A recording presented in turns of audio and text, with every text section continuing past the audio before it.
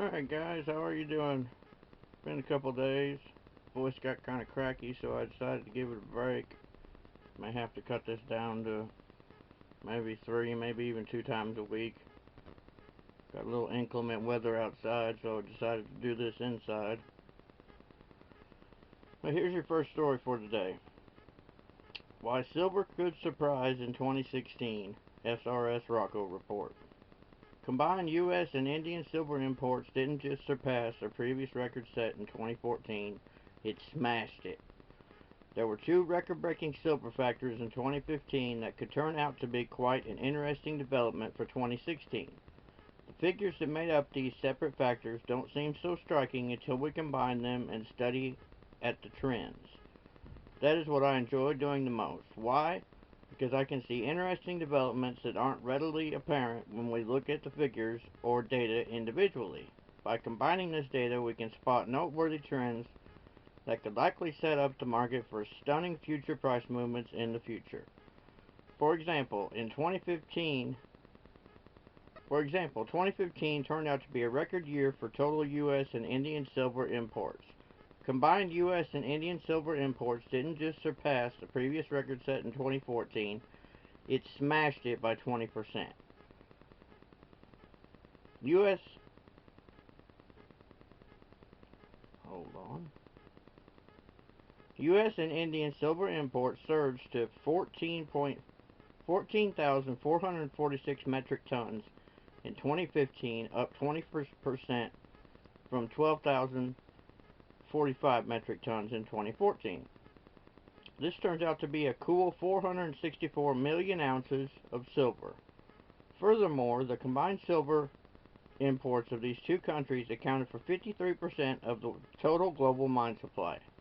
Thus, the percentage of U.S. and Indian silver imports versus global mine supply continues to grow from 29% in 2012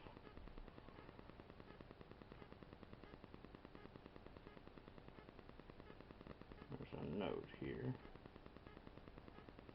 While it's confusing for some readers to see figures stated in metric tons and troy ounces, that's due to the fact that it's reported in the industry.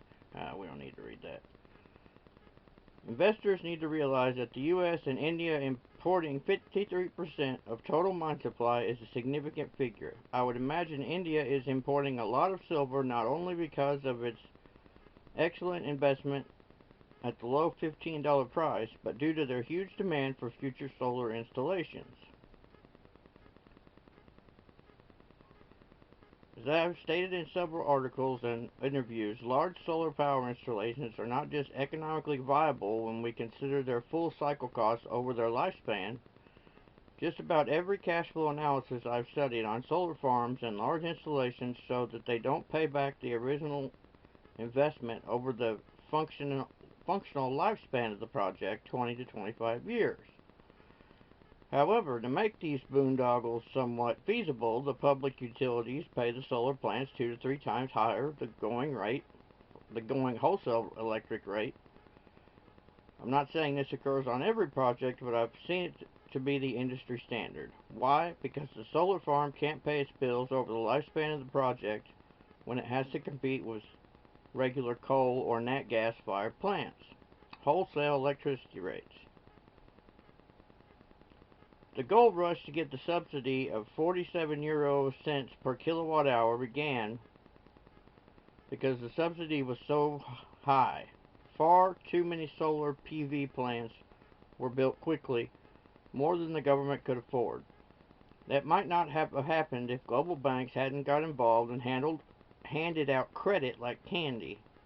Even before the financial crisis of 2008, the Spanish government began to balk at paying the full subsidies, and after the 2008 crash, which was partly brought on by this overinvestment in solar PV, the government began issuing dozens of decrees lowering the subsidies and allowed profit margins.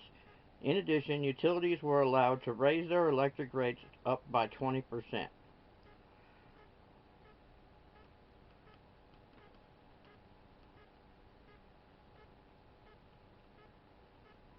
Solar companies went bankrupt after the financial crash, including the Chinese company Suntec, which sold 40% of its products to Spain. About 44,000 of the nation's 57,900 PV installations are almost bankrupt. Holy shit. And companies continue to fail.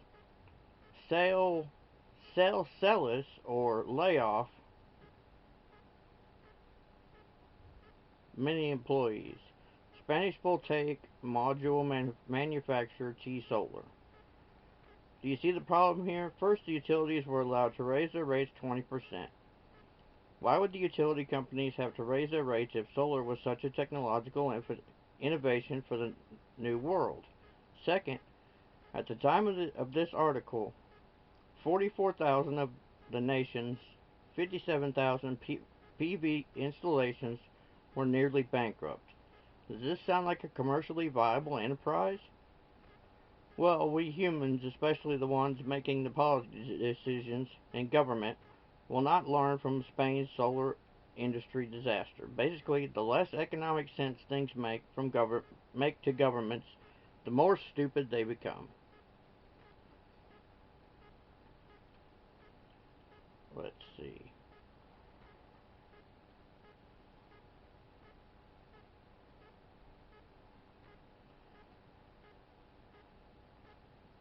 Get here to Silver Eagle sales.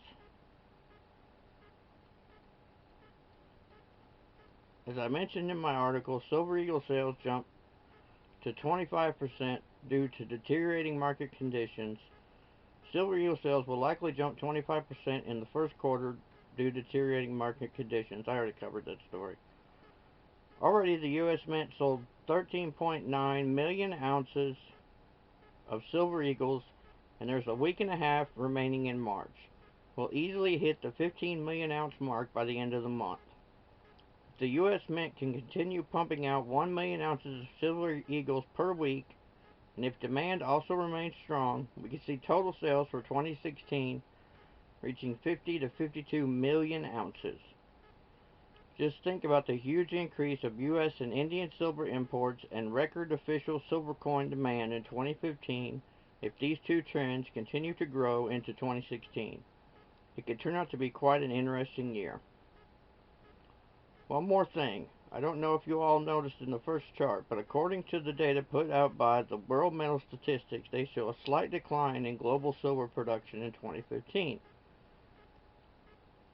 I do believe global silver mine supply will be lower in 2016 due to the shutting of several base metal mines. If the price of copper falls even lower in the second half of the year, we could see even more copper mines shut down, thus causing more declines of byproduct silver production. When you add up all these silver factors, I believe 2016 could surprise investors even though we are currently experiencing a short-term bullion bank precious metal price takedown. So it looks like a good year for silver is what he's trying to say. Long story short. So anyways, like, subscribe. Remember, when you subscribe, you enter into the contest. The contest is going to end on the 30th of April. So it's going to be just a little over a month away. Hopefully we can get them subs up. And I'll talk to you soon. Keep stacking.